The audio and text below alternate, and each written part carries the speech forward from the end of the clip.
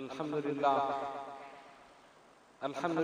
रब्बिल आलमीन वस्सलातु वस्सलामु अला मन कान नबिय्यन व आदम बैनल माइ वत्तीन व अला आलिहि व अस्हाबिहि अजमाइन अम्मा बाद फ़अऊज़ु बिल्लाहि मिनश शैतानिर रजीम बिस्मिल्लाहिर रहमानिर रहीम इन्नल्लाह व मलाइकतहु युसल्लूना अलन नबी या अय्युहल्लज़ीना आमनू सल्लु अलैहि व सल्लिमू तस्लीमा अल्लाहुम्मा सल्लि अला सय्यिदिना मौलाना मुहम्मदिन व अला आलि सय्यिदिना मौलाना मुहम्मदिन सलातन दाइमतन बिदवामिल मलिकिल हय्यिल क़य्यूम।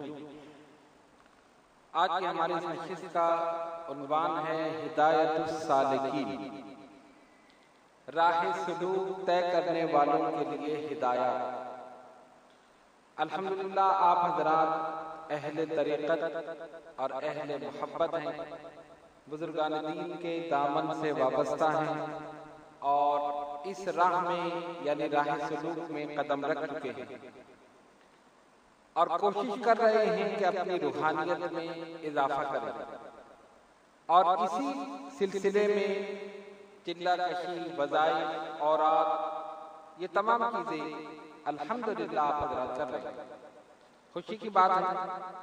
लेकिन इसके साथ साथ ये जरूरी है कि हम उन तमाम चीजों को भी पेशे नजर रखें कि जो इस राह में रुकावट है। आज इस नशिस्त में हम मुहलिकात का बयान करेंगे। मुहलिकात का मतलब वो चीजें जो हलाकत में डालने वाली। हलाकत से मुराद ये नहीं कि इंसान बिल्कुल हलाक हो जाए, मर जाए, खत्म हो जाए। हलाकत में डालने वाली चीजों से मुराद ये है कि जब सालिक राह सुलूक में कदम रखता है और जैसे जैसे आगे बढ़ता है तो शैतान उसे रोकता है, उसकी राह में रुकावटें पैदा करता है और ऐसे अमल उससे करा देता है कि जो तरक्की रूहानी मिलने वाली होती है वो खत्म हो जाती है। तो उन चीजों को कहा जाता है मुहलिकात, जो सालिक को हलाकत में डालने वाली है। इससे मुराद ये है कि ऐसा अमल उससे सरजद हो जाए कि जो रूहानी तरक्की उसे मिलने वाली है वो सब के सब खत्म हो जाए, ऊपर जाते जाते बिल्कुल वो जीरो हो गया। तो उन चीजों को बड़े गौर से सुने और उस पर अमल करें और कोशिश करें कि उन चीजों से, उन आमाल से अपने आप को बचाएं। याद रखिए कि इंसान जब किसी के हाथ पर बैठ होता है तो पहला मकसद उसका अल्लाह की रजा, अल्लाह तबारक व तआला की रजा। और दूसरी चीज ये कि जब तक ये मकसद ना हो तो आप समझे कि बैठ होने का फिर कोई फायदा नहीं। अगर वो किसी दुनियावी गर्ज से बैठ हुआ, कोई बैठ हुआ कि मैं यहाँ पर इस सिलसिले में दाखिल हो जाऊं, मेरी शादी हो जाए, कोई इसीलिए उम्मीद हुआ कि मेरा कारोबार चल जाए, कोई इसीलिए कि मेरी नौकरी हो जाए। गरज ये कि दुनियावी जितनी भी चीजें हैं अगर आप उसके लिए बैठ होंगे तो फिर आप समझे कि इस बैठ का कोई मकसद नहीं, कोई कामयाबी नहीं। मकसद क्या है? रुजू इल्लल्लाह, सिर्फ और सिर्फ अल्लाह तबारक व तआला की रजा। जब इस मकसद के लिए बैठ होंगे तो दुनियावी काम खुद ब खुद हो जाएगा। ठीक है ना? दीन को दुनिया पर गालिब कीजिए, दुनिया को दीन पर गालिब नहीं कीजिए। अगर दुनियावी घर से बैठ होते हैं तो फिर बैठ होने का फायदा नहीं। आदमी बैठ होता है आखिरत दुरुस्त करने के लिए, बैठ होता है आखिरत दुरुस्त करने के लिए, अपने अंजाम पर नजर रखते हुए और उस अंजाम को दुरुस्त करने के लिए। तो जब वो आखिरत के लिए बैठ होगा, आखिरत को दुरुस्त करना चाहेगा, दुनिया खुद ब खुद दुरुस्त हो जाएगी। और दुनिया को दुरुस्त करने के लिए कोशिश करेगा तो फिर आपके बाद बर्बाद हो जाएगा। तो हमें नजर कहाँ रखनी है? आखिरत पर। दुरुस्त किसको करना है? आखिरत को। दुनिया खुद ब खुद दुरुस्त हो जाएगी। अब इस चीज को अपने पेशे नजर रखें। हम बैठ हो गए, ठीक है ना? अब हमारा नजरिया क्या है? अल्लाह तबारक व तआला की रजा, वो हमसे कैसे राजी है, हम कौन सा ऐसा अमल करें कि अल्लाह तबारक व तआला की रजा हमें हासिल हो। और जब इस मकसद के लिए इंसान किसी के हाथ पर बैठ करता है और राह सलूक में कदम रखता है तो अल्लाह तबारक व तआला की मदद उसके शामिल हाल होती है। और ये मैं नहीं कहता, नबी पाक अलैहिस्सलातु वस्सलाम की अहादीस मुबारका इस बात पर शाहिद है कि इंसान जब खुलूस के साथ अमल करता है तो अल्लाह तबारक व तआला उसकी मदद फरमाता है। अब अल्लाह की रजा के लिए जो काम करे उससे क्या नतीजा मिलता है? देखिए, हुजूर सल्लल्लाहु अलैहि वसल्लम ने अपनी अहादीस में इन चीजों का जिक्र किया और इस सिलसिले में हम 3 हदीसें आपके सामने पेश कर रहे हैं। पहली हदीस हजरत अबू हुरैरा रज़ियल्लाहु ताला अन्हु इस हदीस के रावी हैं। फरमाते हैं कि नबी पाक अलैहिस्सलातु वस्सलाम ने इरशाद फरमाया, एक शख्स अपने भाई से मिलने के लिए एक दूसरी बस्ती में गया मुलाकात के लिए। अल्लाह तबारक व तआला ने उसके रास्ते में एक फरिश्ते को भेज दिया। अभी वो मिलने के लिए जा रहा है, एक फरिश्ते को भेज दिया। जब उस शख्स का गुजर उसके पास से हुआ तो फरिश्ते ने उससे सवाल किया, किससे मिलने का इरादा है, कहां का इरादा है, यानी पूछा कि आप कहां जा रहे हैं। उसने कहा कि उस बस्ती में मेरा एक भाई रहता है, मैं उससे मिलने के लिए जा रहा हूं। अब फरिश्ते ने पूछा, क्या तुम्हारा उस पर कोई एहसान है? उस शख्स पर जिससे मिलने के लिए तुम जा रहे हो, तुम्हारा कोई उस पर एहसान है जिसकी तकमील तुम्हें मकसूद है? उसने कहा, नहीं, इसके सिवा और कोई बात नहीं है कि मैं सिर्फ अल्लाह की मोहब्बत में उससे मिलने के लिए जा रहा हूं। वो अल्लाह का बंदा है, मैं भी अल्लाह का बंदा हूं। यानी हदीस के अल्फाज नहीं, मैं आपको वजाहत करने के लिए बता रहा हूं। वो अल्लाह का बंदा है, मैं भी अल्लाह का बंदा हूं, मैं उससे मिलने के लिए जा रहा हूं। ना कोई एहसान है, ना उसकी तकमील मकसूद है, कोई ऐसी चीज नहीं। अल्फाज का हदीस के और कोई बात नहीं, मुझे उससे सिर्फ अल्लाह ताला के लिए मोहब्बत है। तब उस फरिश्ते ने कहा, मैं तुम्हारे पास अल्लाह ताला का ये पैगाम लेकर आया हूँ कि जिस तरह तुम उस शख्स से महज अल्लाह के लिए मोहब्बत करते हो, अल्लाह ताला तुमसे भी मोहब्बत करता है। देखा ना आपने खुलूस का नतीजा और अल्लाह के लिए मोहब्बत करने का नतीजा। अल्लाह तबारक व तआला ने उस फरिश्ते को भेज दिया। और जब उसने कहा कि मेरा कोई ऐसा मकसद नहीं, ना मेरा कोई एहसान, ना तकमील मकसूद, मैं क्यों जा रहा हूँ? सिर्फ अल्लाह की मोहब्बत के लिए। अब मैं तुम्हें अल्लाह का पैगाम सुनाता हूँ। अगर तुम अल्लाह की मोहब्बत के लिए जा रहे हो तो अल्लाह ने ये पैगाम दिया है कि अल्लाह भी तुमसे मोहब्बत करता है। पता ये चला कि अगर हम अल्लाह के लिए मोहब्बत करें तो अल्लाह भी हमसे मोहब्बत करता है, और अगर अल्लाह के लिए अल्लाह वालों से मोहब्बत करें तब अल्लाह भी मोहब्बत करता है। इससे ये पता चला कि अहलुल्लाह से मोहब्बत करना ये अल्लाह से मोहब्बत करना, और इसका नतीजा ये होता है कि अल्लाह तबारक व तआला भी फिर मोहब्बत करता है। ये हदीस मुस्लिम शरीफ में मौजूद है। दूसरी हदीस ये भी हजरत अबू हुरैरा रज़ियल्लाहु ताला अन्हु से रिवायत है। फरमाते हैं कि नबी पाक अलैहिस्सलातु वस्सलाम ने फरमाया, क़यामत के दिन अल्लाह तबारक व तआला इरशाद फरमाएगा, मेरी अजमत के खातिर एक दूसरे से मोहब्बत करने वाले कहाँ हैं? मेरी अजमत के खातिर एक दूसरे से मोहब्बत करने वाले कहाँ हैं? मैं इन्हें अपने साए में जगह दूंगा। आज मेरे साए के अलावा और कोई दूसरा साया नहीं। कयामत में अल्लाह ताला के साए के अलावा कोई दूसरा साया नहीं। तो सरकार फरमाते हैं उस दिन अल्लाह तबारक व तआला पुकारेगा, मेरी अजमत के खातिर एक दूसरे से मोहब्बत करने वाले कहाँ हैं? आज मैं उन्हें अपने साए में जगह दूंगा कि मेरे साए के अलावा कोई साया नहीं। ये भी मुस्लिम शरीफ की हदीस। तीसरी हदीस ये भी हजरत अबू हुरैरा रज़ियल्लाहु ताला अन्हु से मरवी। फरमाते हैं कि नबी पाक अलैहिस्सलातु वस्सलाम ने इरशाद फरमाया, दो बंदे अल्लाह ताला के लिए एक दूसरे से मोहब्बत करेंगे, और किस तरह, वाहिदुन फिल मशरिक़ व आखरु फिल मग़रिब, एक मशरिक में होगा और एक मगरिब में।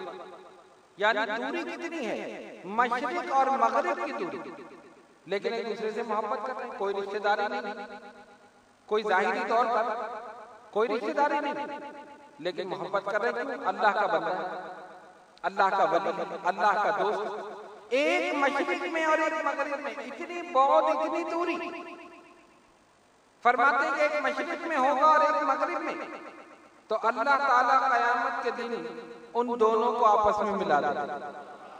लजमअहुल्लाहु बैनहुमा यौमल क़यामह, उन दोनों को मिला देगा और फरमाएगा, ये है वो शख्स जिससे तू मेरी खातिर मोहब्बत करता था, अब इसके साथ हो जा। तो दुनिया में मेरे खातिर इससे मोहब्बत करता था, मैंने तुम दोनों को मिला दिया। फरमाया जो दुनिया में अल्लाह के खातिर मोहब्बत करते हैं, क़यामत में वो साथी हो। ठीक है ना। तो हमें गौसे आज़म से मोहब्बत है या नहीं, गरीब नवाज से मोहब्बत है, मखदूम समनानी से मोहब्बत है, कुतुब रब्बानी से मोहब्बत है, अशरफुल मशाइख से मोहब्बत है। खुशखबरी है, क़यामत में उन्हीं के साथ।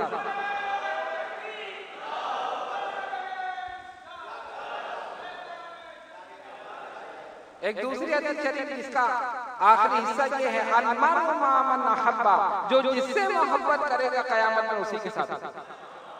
तो हमारी कोई ज़ाहिरी रिश्तेदारी नहीं इन बुजुर्गाने दिन और ये कामिलीन से, लेकिन सिर्फ अल्लाह के लिए मोहब्बत कर रहे हैं कि अल्लाह का वली है, अल्लाह क़यामत में मिला देगा।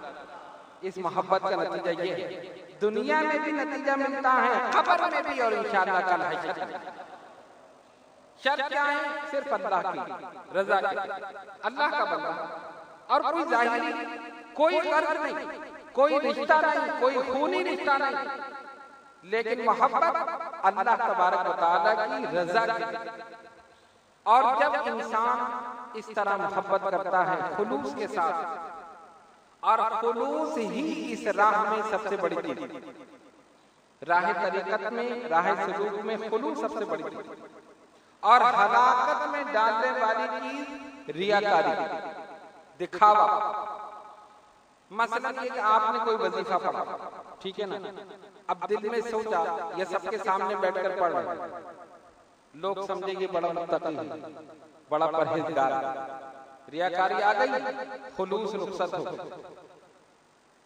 जहां रियाकारी होगी खुलूस नहीं होगा, और जहां खुलूस होगा रियाकारी, दोनों एक दूसरे की जिद है। जब खुलूस है तो दिखावा नहीं, रियाकारी, और जब रियाकारी है तो खुलूस। राही सलूक में सबसे बड़ी चीज खुलूस है। जो खुलूस के साथ अमल करता है, अल्लाह तबारक व तआला उसके अमल को उसी वक्त कबूल फरमाता है, उसकी मदद शामिल हाल होती है, अपनी रहमतें बरकतें नाज़िल फरमाता है। और जो रियाकारी करता है, दिखावा, आप समझे उसका सारा अमल खराब, बेकार है। तो अपने अंदर खुलूस पैदा कीजिए। आपने एक वजीफा पढ़ा, कोई वजीफा पढ़ता है मेरी तरक्की हो जाए, कोई पढ़ता है कि शादी हो जाए, कोई पढ़ता है कि कोई दुनियावी काम हो जाए, ये सारी चीजें हैं ना, कुछ बता दे कि ये मसला हल हो जाए, ये चीजें हो जाए। होना क्या चाहिए, जो भी वजीफा आप पढ़े सिर्फ अल्लाह की रजा की, ऐ अल्लाह तू मुझसे राजी हो जा, तू मुझसे राजी हो जा। जब रब राजी तो जग राजी, जब वो राजी हो गया ये सब राजी हो गए। उसकी रजा पर सबकी रजा मक़बूल है, और अगर वो नाराज है तो दुनिया वाले कितने भी राजी हों कोई फायदा नहीं। यही फर्क है हम में और इन अल्लाह वालों में। हम इस अफसर को खुशामद कर रहे हैं, राजी हो जाए तो तरक्की हो जाए, इसकी खुशामद कर लो तो ये काम हो जाए, फला को राजी कर लो तो मेरा ये काम हो जाए, मेरी तरक्की हो जाए, मैं अफसर बन जाऊं। दुनिया वालों की खुशामद, और अल्लाह वाले रात को अल्लाह की खुशामद कर, अल्लाह को राजी करने की कोशिश कर। समझ गया उन्होंने इस नुक्ते को कि जब वो वाहदहू ला शरीक राजी हो जाएगा, पूरी कायनात राजी है। फिर हमें जरूरत नहीं दुनिया वालों के पीछे पढ़ने की। दुनिया के पीछे जो जाएगा दुनिया और आगे भागेगी और उसको अपने पीछे भगाएगी, और जो दुनिया को छोड़कर दीन की तरफ जाता है दुनिया उसके कदमों में आ जाएगी। दुनिया कदमों में मखदूम समनानी समनान की शहंशाह रहे, 10 साल हुकूमत फरमाई, तर्क के सल्तनत करके निकल गए। आज तक नाम जिंदा है, क़यामत तक जिंदा है। जिस दुनिया को नाक मारती छोड़ दिया, वो दुनिया उनके कदमों में आई। तो इसमें सबसे पहले चीज क्या है? खुलूस।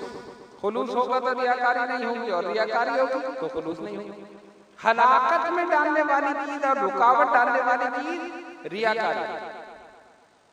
जैसे जैसे सालिक इसमें तरक्की करता है, राह सुलूक में दर्जे मर्तबे हैं ना, जैसे तरक्की करता है वैसे ही आजिज़ी पैदा होता, इनकिसारी पैदा होता। अब इसकी मिसाल आप ये समझे, दरख्त में जब फल लगता है तो झुक जाता है, झुक जाता है ना। कभी आम से भरे हुए दरख्त देखे या कोई भी फल दरख्त देखे ऐसे झुके हुए, क्यों? फल लगा हुआ। और जिसमें फल नहीं है वो अकड़ के खड़ा, अकड़ा हुआ। तो जो अकड़ा हुआ है समझ लो कुछ नहीं है, और जो झुका हुआ है इसी में सब कुछ। जैसे जैसे बंदा राय से तरक्की करता है, आजिज़ी इनकिसारी पैदा होता है, तवाज़ु पैदा होता है, अपने आप को कमतर समझने लगता है, और इसी में तरक्की करता है। और जो पहले अकड़ जाए वो मंजिल तय नहीं कर सकता। मसलन ये कि अगर उसने 1000 मरतबा सूरह इखलास पढ़ी और दिल में ख्याल आया कि ये मेरे पीर भाई तो पढ़ नहीं रहे, मैं पढ़ रहा, वहीं पर डाउन, समझ गए? वहीं डाउन हो गया। और अगर ये सोचा कि मैंने पढ़ तो नहीं, पता नहीं कबूल करे ना करे, अगर कबूल कर ले तो उसकी मेहरबानी, आज भी इनकिसारी पैदा करे तब मकामात मिलते हैं, तब दर्जे मर्तबे मिलते हैं। और अगर अकल पैदा हो जाए फिर कोई दर्जा नहीं, कोई मकाम नहीं मिलेगा। तो इसमें हलाकत में डालने वाली चीज क्या है? अपने आप के अंदर से गुरूर तकब्बुर को खत्म कर देना, नखवत को दूर कर देना, और अपने आप को सबसे कमतर समझना। तो जो सबसे कमतर समझेगा वही बरतर हो जाएगा, और जो खुद ही को बरतर समझेगा तो फिर अल्लाह ताला उसे कमतर कर देगा। वजह क्या है? वजह ये है कि दुआएं हिफ्ज़ुल बहर जो लोग पढ़ रहे हैं पाबंदी के साथ, इसके अंदर सब कुछ है। इसके अंदर दीनी और दुनियावी तरक्की है, रोजगार में बरकत है, दिल की सफाई है, लोगों की नजरों में इज्जत है, वकार है, कल्बी सुकून है, इत्मीनान है, सारी चीजें इसके अंदर मौजूद हैं। अगर कोई ये सोच कर पड़े कि ये पढ़ने से मुझे ये सारी चीजें हासिल हो जाए, कभी हासिल नहीं होगी। ये सोच कर पड़े कि इसके पढ़ने से मुझे अल्लाह की रजा हासिल हो जाए, और जब अल्लाह की रजा हासिल करने का सोच कर पढ़ेगा, ये चीजें खुद ब खुद आ जाती। तो जितने भी वज़ाइफ बताए जाते हैं, इसमें हमें क्या सोचना चाहिए कि हम अगर अल्लाह समद का विर्द कर रहे हैं, या 9 चीजें जो आपको बताई गई जिसमें खास चीजें थी, जो भी आप पढ़ रहे हैं, सिर्फ रजा मकसद ये हो अल्लाह ताला की रजा, इस मकसद को पेश नजर रख के आप पढ़ें, फिर उस वज़ाइफ में जितनी चीजें हैं, रूहानी बरकतें हैं, खुद ब खुद हासिल हो जाएंगी। और अगर शैतान दिल के अंदर ये पैदा कर दे कि इसके पढ़ने से मेरे अंदर ये चीज पैदा हो गई, और एक और बात है, और वो बड़ा नाजुक नुक्ता है, जब इंसान पढ़ता है, कोई भी वजीफा पढ़ता है, अक्सर ऐसा होता है कि उसको कुछ इंकिशाफ हो जाता है। इंकिशाफ समझते हैं ना, यानी होने वाली बात का पहले से इल्म हो जाए। जब आदमी वजीफा पढ़ता है पाबंदी के साथ, अल्लाह तबारक व तआला का करम होता है कि पहले से इंकिशाफ हो जाता है। कोई चीज होने वाली है, आपके इल्म में पहले से आ जाए, अब बाद में हो गई, अब आपने कहा हाँ मुझे तो पहले से पता, ये चीज तो मैं पहले से जानता, बस समझ लो उसके बाद नहीं होगी, समझ गए? उसके बाद खत्म। अगर ऐसा हो कि होने वाली चीज पहले से आपको पता चल जाए, सिवाय अपने शेख से और किसी से न बताए, अगर ये चीज आपने बता दी वो चीज छिन गई। क्यों? ये अल्लाह ताला का राज है, अल्लाह तबारक व तआला का राज है। जो राज को राज रखता है उसे ही राज बताया जाता है, और जो राज को फाश कर दे उसे क्यों बताए? भाई दुनियावी तौर पर आपने एक बात एक साहब को बता दी, कहते हो किसी को बताना नहीं, उसने आगे बता दी। और यहाँ भी बड़े मजे की बात है, अगर किसी से कहो तो उसके पेट में टिकती नहीं है, वो आगे कहता है किसी से बताना नहीं, और जिसको बताई उसने आगे कह दिया मैंने तुम्हें बताइए बताना नहीं। पता चला सबको पता है और एक दूसरे से कह रहे बताना नहीं। तो गलती किसने की? पहले वाले ने। अब उसने बता दिया और आपको पता चल गया, तो क्या दोबारा कभी उसको कोई बात बताओगे? नहीं यार ये तो पेट का हल्का है, इसके बाद पेट में कोई बात टिकती नहीं, जो बात बताओ आगे बता दो। इसको नहीं बताना, इसको पता है तो समझ लो सबको पता है।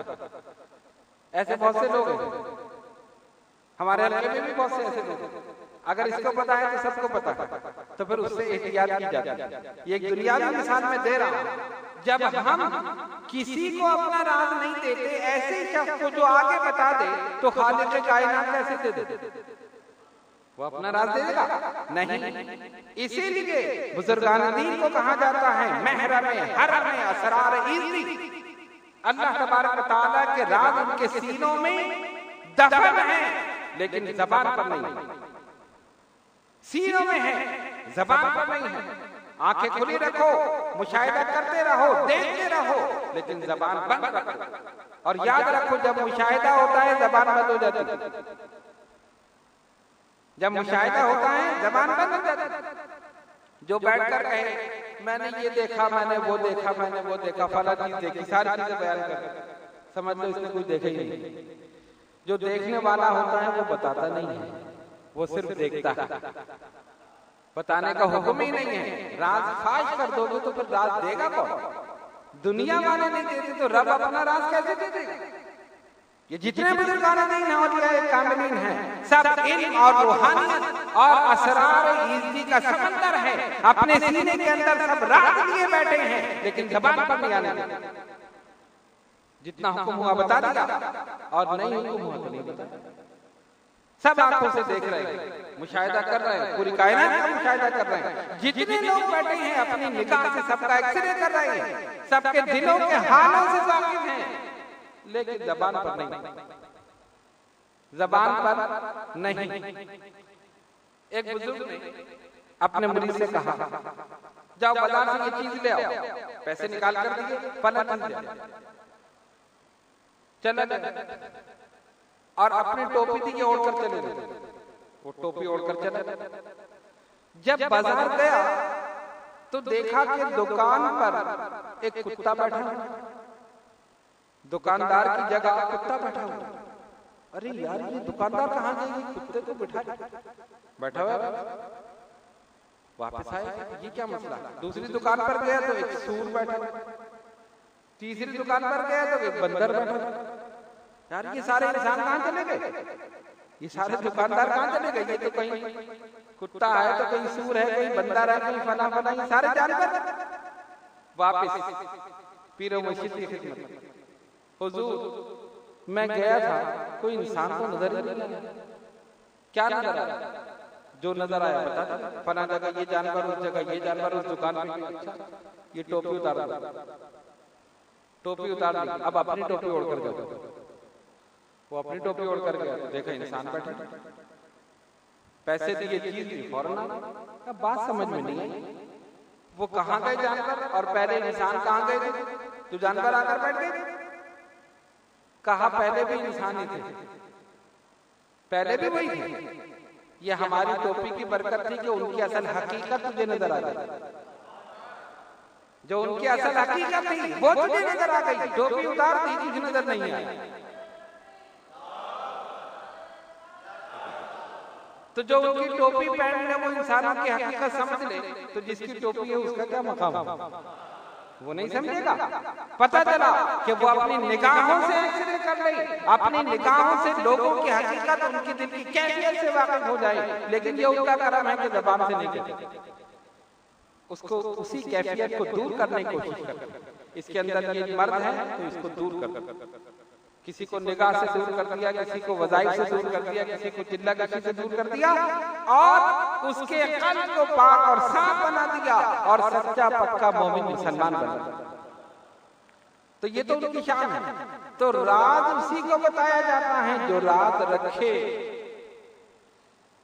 और याद रखो, एक राज बताकर देखा जाता है। ये बात इस आदमी को बताओ, देखो आगे पहुंचती है। अगर पहुंची ठीक, अब आगे नहीं बताना, पेट का हल्का है, आगे पहुंचा देगा, ये इस काबिल ही नहीं से कुछ बताया, वहीं के वहीं रुको। और अगर नहीं पहुंची, हाँ ये काबिल एतमाद, इसको और बता दो, वो नहीं पता तो और बता दो, और बता दो, यहां तक के दीन और दुनिया क्या सब कुछ बता दो। सबसे बड़े महरम राज जाते पाक मोहम्मद मुस्तफा सल्लल्लाहु अलैहि वसल्लम सब कुछ बता दो। वअल्लमा का मालम तकुन तालम, ऐ महबूब हमने सिखा दिया आपको, मालम तकुन तालम, जो कुछ नहीं जानते थे सब कुछ सिखा दिया। किसी एक चीज का नहीं बताया कि हमने शरीयत का इल्म अपने हबीब को सिखाया, या हकीकत का, या मारिफत का, किसी एक चीज की तायीन नहीं की। मालम तकुन तालम, महबूब जो कुछ नहीं जानते थे सब कुछ सिखा दिया। इसलिए कह दिया कि अगर एक चीज का हुक्म दिया जाता तो मुखालिफिन कहते दूसरी चीज नहीं जानते। अगर अल्लाह ये कहता कि मैंने अपने हबीब को शरीयत का इल्म दिया है, तो वो कहते हाँ तरीकत नहीं जानते, और अगर तरीकत का कहते हाँ हकीकत नहीं जानते थे, और अगर हकीकत का जिक्र होता तो कहते मारिफत नहीं जानते थे, अगर दुनिया का इल्म होता तो कहते आखिरत नहीं जानते थे। इसीलिए खालिक कायनात ने कुन फरमा दिया, मुतलक फरमा दिया, मालम तकुन तालम, जो कुछ नहीं जानते थे सब कुछ सिखा दिया। सब कुछ में सब आ गया, इल्म तरीकत, इल्म शरीयत, इल्म हकीकत, इल्म मारिफत, आलम नासूत, आलम मलकूत, आलम जबरूत, आलम दुनिया, आलम बरज़ख, आलम आखिरत, जो कुछ है सब अपने हबीब को सिखा दिया। तो अब इसीलिए कह दिया कि अगर ये बदबख्त कहें कि माअल्लाह रसूल कुछ नहीं जानते थे, तो कुरान कहते सब कुछ सिखा दिया। जो कुछ नहीं जानते थे सब कुछ सिखा दिया। तो उनको सब कुछ सिखाया, और उनकी नालाने पाक से लगे हुए ज़र्रों के सदक़े में अपने वलियों को भी सब कुछ सिखाया, उनको भी सब कुछ बताता। तो ये है राज। कहने का मकसद ये था कि अगर इस दौरान कोई कल्बी कैफियत तारी हो, किसी चीज का इंकशाफ हो, तो कभी भी लोगों में बैठकर न कहें हमें ये चीज पता चल गई। मस्जिद होगा कर जी मैं वजीफा पढ़ रहा था, मुझे ये बात पता चल गई, और ये बाद में ऐसे ही हो, लोगों में बैठकर पता चल, वो चीज खत्म हो जाएगी, फिर आगे नहीं बताया जाएगा। और अगर उसको कायम रखना है तो फिर उसको अपने दिल में रखना है, सिवाय अपने शेख के और किसी से जिक्र नहीं करना है। जिक्र करने में क्या होगा, रियाकारी पैदा होगा। शैतान कहेगा बताओ तुम्हारे अंदर तो ये सिफत पैदा हो गई, तुम्हारे अंदर ये सिफत पैदा हो गई कि जो होने वाले वाकयात तुमने समझ लिया, लोगों को बताओ, लोग तुम्हें वली समझे। बस यहीं से तनज़्ज़ुली शुरू हो गई, तरक्की रुक गई। अगर रूहानी तरक्की चाहते हो, अपनी जबान को बंद रखो, जो कुछ वारदात कल्बी हो, यानी कल्ब की जो जो कैफियत हो, छुपी हुई बात अगर पता चल जाए, सिवाय अपने शेख के और किसी से जिक्र न, उसमें क्या होगा, उसमें फिर इजाफा होगा, फिर बेहतरीन ख्वाब नजर आएगा, फिर उन ख्वाबों में बुजुर्गान दीन की ज़ियारत होगी और उनकी तरफ से इनाम और इकराम मिलेगा। ये और अगर जिक्र कर दिया तो नहीं। अब इसकी छोटी सी मिसाल आप ये समझिए,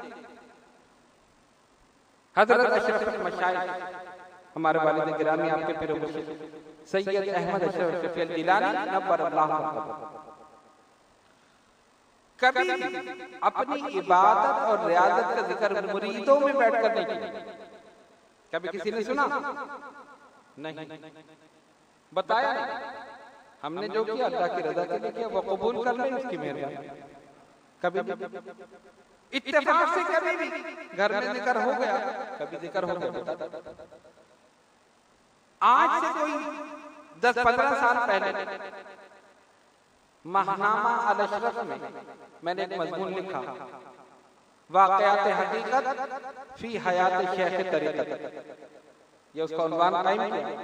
और वालिद गिरामी की चिल्ला कशी के वाकयात और हज के दौरान जो उन पर नवाज़िशात सरकार दो आलम अलैहिस्सलातु वस्सलाम की तरफ से हुई और बारगाह रब्बुल इज्जत से हुई, जो अजीब व गरीब वाकयात पेश आए, वो लिखना शुरू कर दिए। पहली किस्त उसके रिसाले में छपी, पहली किस्त, और रिसाला जब उनके पास आया फौरन मुझे बुलाया, ये क्यों लिखा? कि ये तो वाकयात सही है। अब मैं ये नहीं पूछ रहा कि सही है या गलत, लिखा क्यों? लोग तो अपनी बड़ी बड़ी करामतें बनाकर लिखते हैं झूठी, ये तो सच्चे वाकयात है। फरमाया नहीं, खबरदार, इसमें रियाकारी का शायबा है, गौर करें। सच्चे वाकयात कहा नहीं, रियाकारी का शायबा पैदा हो जाएगा। जो कुछ हुआ अल्लाह का करम है, बस हो चुका, बताने की जरूरत नहीं है। आइंदा मत लिखना, बंद कर।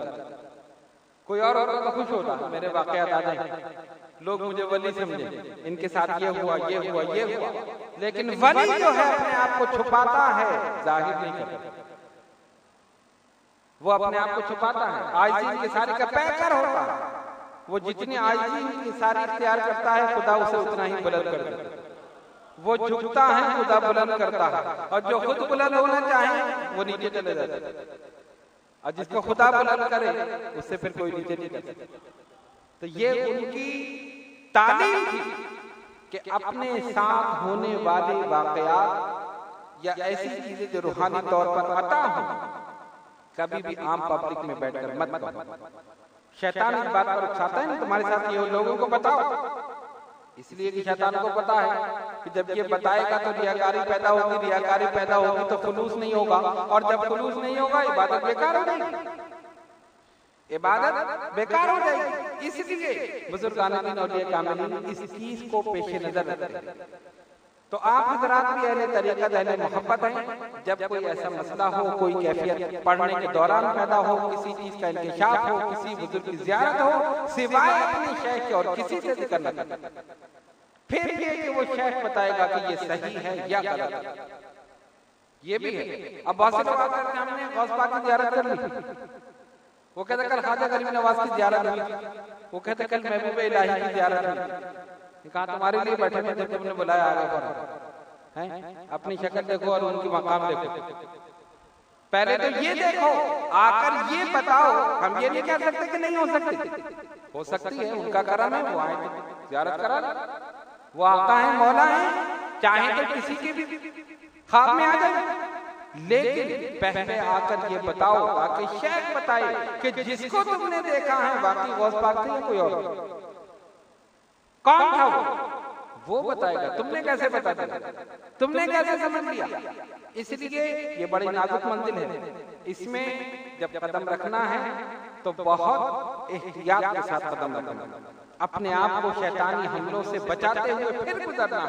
आज भी इनके सारी इख्तियार करनी है, गुरूर, तकब्बुर, नखवत, इन तमाम चीजों को दिल से निकाल कर फेंक देना है, तब जाकर कोई मकाम और मर्तबा मिलेगा। ऐसे नहीं मिला। बुजुर्गान दीन और ये कामिलीन ने बड़ी मेहनतें की हैं, बड़ी इबादतें की हैं, बड़ी रियाजतें की हैं। और इबादत और रियाजत तो दूर की बात है, पहले पीर को तलाश करने के लिए कहां से कहां घूमे, समनान कहां और बंगाल कहां से मखदूम साहब चले और कहां बंगाल में जाकर पीर मिले। तुम तो खुश नसीब हो, घर बैठे मिल गए, कहीं घूमना ही नहीं पड़ा, एक इलाके से निकले, रक्षे में बैठे पहुंच गए, तभी तो कदर नहीं है। खैर बहरहाल, तो इसमें बड़ी मेहनत करनी पड़ी, और उसके बाद फिर इबादत और रियाजत, तकवा, परहेजगारी, ये सारी चीजें, तब जाकर मखदूम समनानी बने, गौसुल आजम बने, कोई महबूब यज़दानी तो कोई महबूब सुभानी, कोई मुजद्दिद अल-फिसानी तो कोई गौसे जिलानी। ये सारे मकामात, दर्जे, मर्तबे इसलिए मिले कि अपने आप को मिटाते रहे, खत्म करते रहे, आज भी इनके सारी इख्तियार करते रहे, ये झुकते रहे, खुदा इन्हें बुलंद करता रहा। और ऐसा बुलंद किया कि आज भी अजमेर में मेला लगा हुआ, पूरी दुनिया से लोग जा रहे हैं, सुल्तान हिंद का उर्स हो रहा।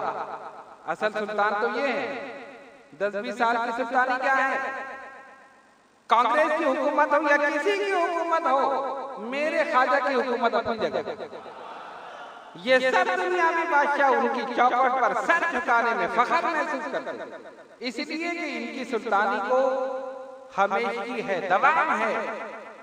और ये 10-5 साल की हुक्मरानी क्या है? इलेक्शन हुए, खत्म हो।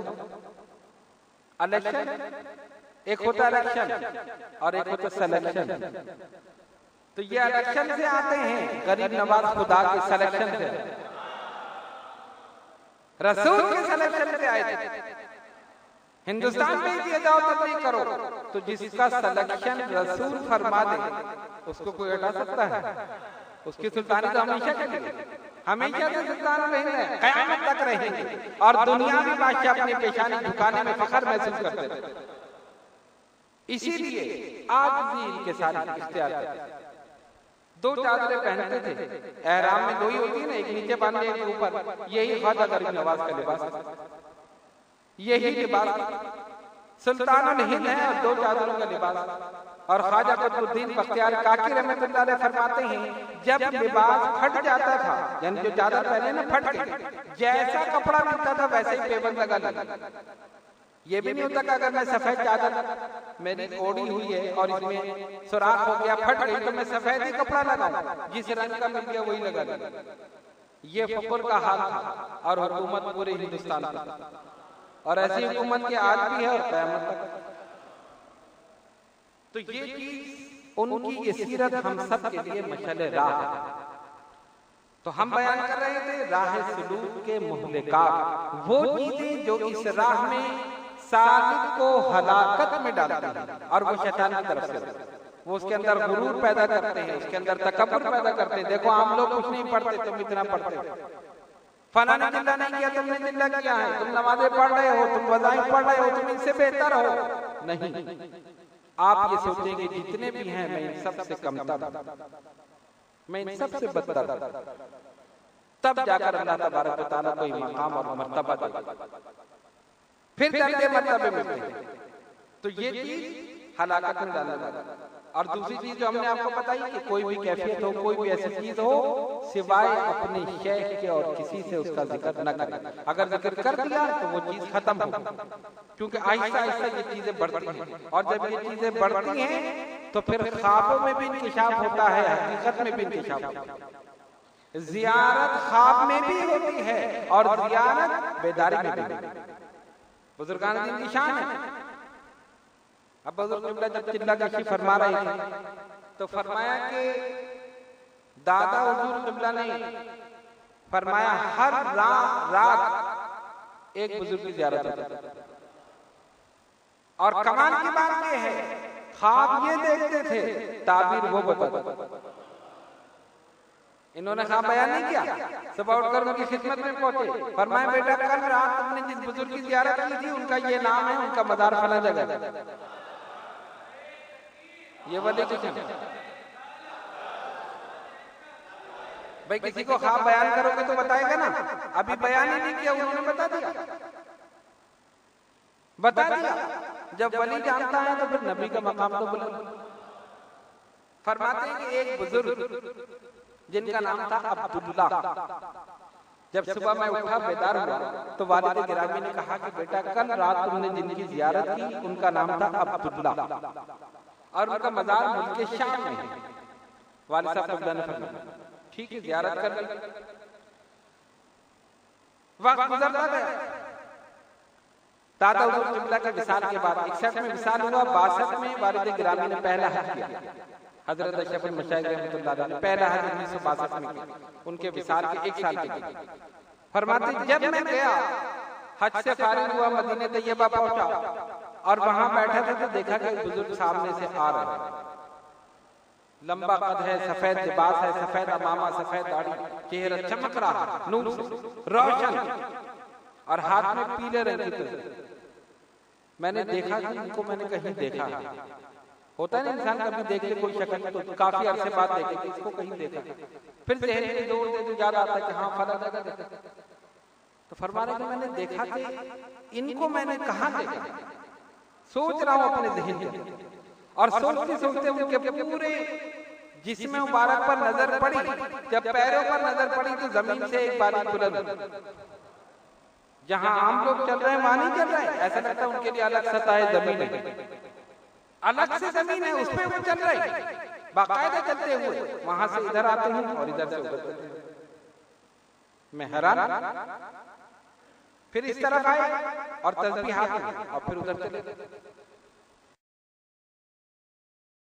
वालिद गिरामी हज़रत शफ़ी मशाइख रहमतुल्लाह फरमाते हैं कि मैं ये सोचता ही रहा कि मैंने इनको कहाँ देखा। फिर मैं उस मकाम पर खड़ा हो गया जहां तक वो आते थे, वहां तक आते थे फिर वापस चले जाते थे, जैसे कोई ठहर के वजीफा पढ़ रहा। जब मैं उस मकाम पर खड़ा हुआ वो सामने से आए और वहां तक पहुंचे तो मैंने कहा अस्सलाम वालेकुम व रहमतुल्लाह, हाथ आगे बढ़ाया। उन्होंने भी हाथ आगे बढ़ाया। कहने जब हाथ से हाथ मिले तो ऐसा लगा कि अंदर रुई है, हाथ महसूस ही नहीं हो रहा। अब मैं उनके चेहरे की तरफ देख रहा हूँ और ज़हन में यही ख्याल है कि इनको कहाँ देखा है, तो वो मेरे इस ख्याल पर बाखबर हुए और मुझसे कहा, ये फरमाया कि हमने 1957 में ख्वाब में आपको अपनी ज़ियारत कराई।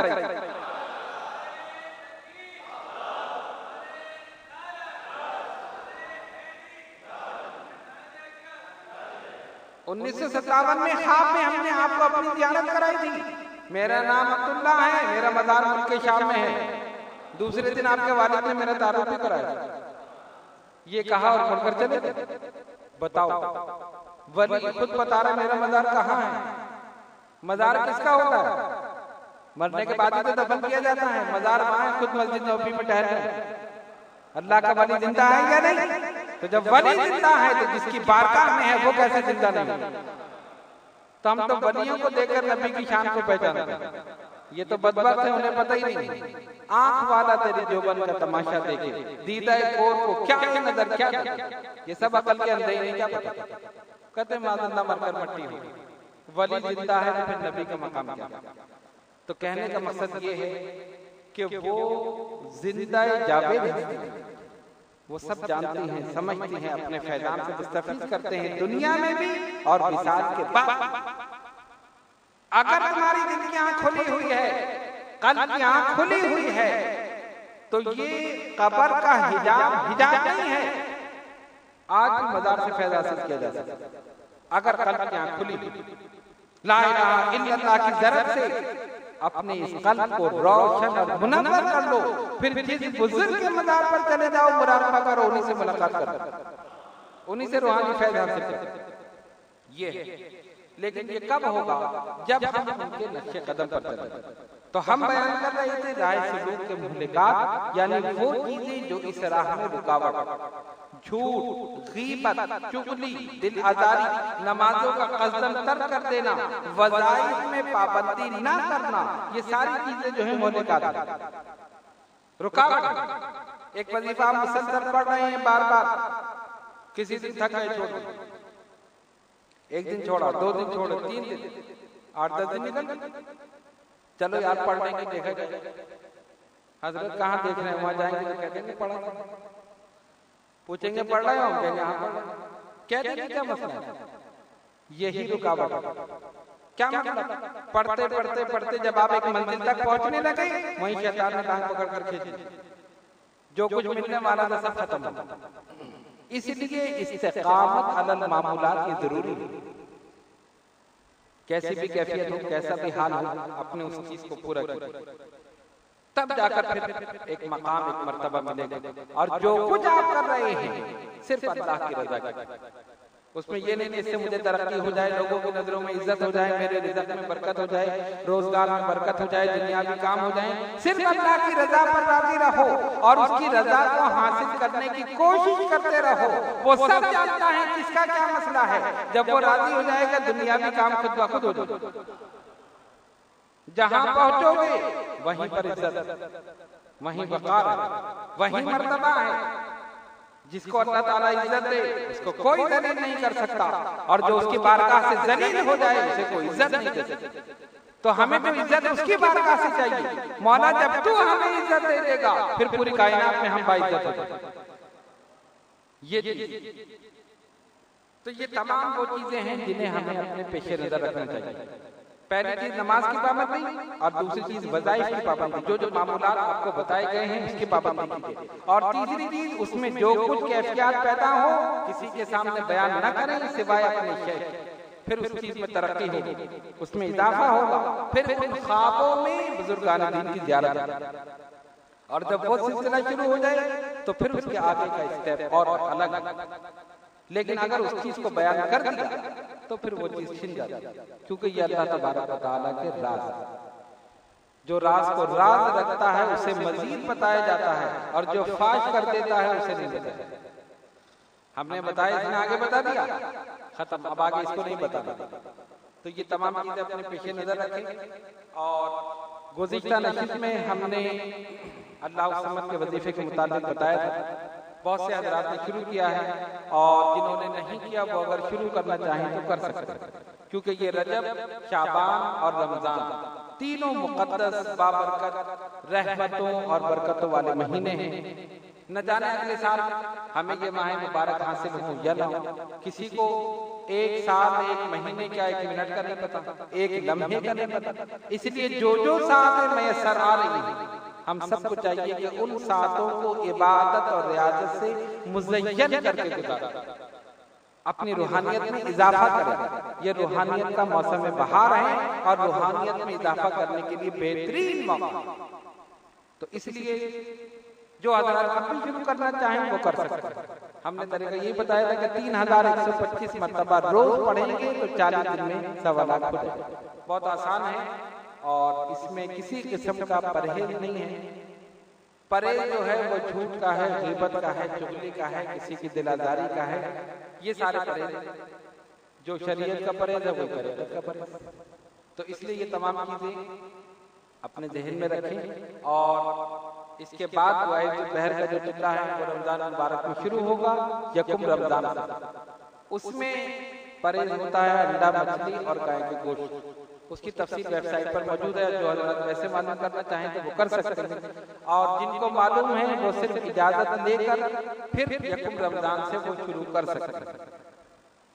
जिन्होंने पहले किया है उनको चाहिए कि जारी रखें, ताकि ये सिलसिला जारी रहे। अगर बीच में टूट जाएगा तो फिर जो उसका फैजान, उसके फ्यूज और बरक़ात जो मिलने वाले हैं उसमें फिर गैप हो जाएगा। और अगर तसलसल के साथ चलता रहेगा तो फिर आप देखेंगे ज़ाहिरी और बातिनी तौर पर उसमें तरक्की होगी और आगे आपको बहुत ज़्यादा कामयाबी हासिल होगी। ये तमाम चीज़ें अपने पेशे नज़र रखें। और जिन जिन चीज़ों का हमने आज जिक्र किया जो इस राह में रुकावट है, उनको बड़े गौर के साथ आपने सुना है, और जिन्होंने नहीं सुना वो वेबसाइट पर सुन सकते हैं। उनको याद रखने की कोशिश करें और उस पर अमल करें। इंशाअल्लाह ताला इन बुज़ुर्गान और कामिलीन के सदक़े में रूहानी तरक्की हासिल होगी। वो देने के लिए तैयार हैं, हम देने के लिए तैयार हैं। हमें लेना नहीं आता, हमें मांगना नहीं आता, मांगने का तरीका नहीं आता। वो कहते हैं हम तो माइल वगैरह में कोई साइल ही नहीं, राह दिखलाए किसे, रह रहे मंजिल ही नहीं। आगे बढ़कर तो देखो, उनके नक्शे कदम पर चलकर तो देखो, उनकी इत्तिबा कर तो देखो, कैसी निगाहें करम होगी कि दुनिया में भी कामयाब हो जाओगे, आखिरत में। आइए दुआ करें अल्लाह तबारक व तआला हम सब पर अपनी रहमतें, बरकतें नाज़िल फरमाए। ऐ इलाहुल आलमीन, हम सब ने जो इस राह में राह सुलूक में कदम रखा है, अपने हबीब पाक साहिब दौलात सल्लल्लाहु अलैहि वसल्लम के सदक़े में हम सबको शैतान के मकरो फरेब से बचा, शैतान के धोखे से बचा। हम सब पर अपनी रहमतें, बरकतें नाज़िल फरमा। नबी पाक अलैहिस्सलातु वस्सलाम की निगाह करम और सारे बुजुर्गान दीन और कामिलीन की निगाह करम। ऐ इलाहुल आलमीन, ये तमाम हज़रात और ख़वातीन जो दूर दराज मकामात से इस नशिस्त में शिरकत करने के लिए हाजिर हुए, मौला इन सब की हाजिरी को कबूल फरमा। इन सब पर अपनी रहमतें, बरकतें नाज़िल फरमा। इनके इल्म में, अमल में, उम्र में बरकत अता फरमा। इनके रोजगार में तरक्की अता फरमा। इन सब की ज़ाहिरी, बातिनी, रूहानी, जिस्मानी बीमारियों को, परेशानियों को हमेशा हमेशा के लिए दूर फरमा।